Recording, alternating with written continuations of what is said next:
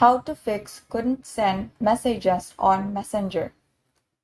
So now go ahead and launch the Messenger application. Then on the top left corner, tap the three horizontal lines, and then beside your name, tap the gear icon. Now scroll down until you find the help option. So now you need to tap the three horizontal lines located on the top right corner. Then you need to select Account Management and then select Fix a Problem. Now scroll down until you see the limits to sending messages on Messenger.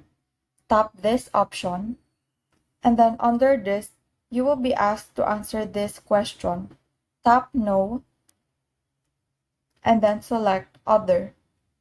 So in this text box, you will need to write down a message containing the details of your problem.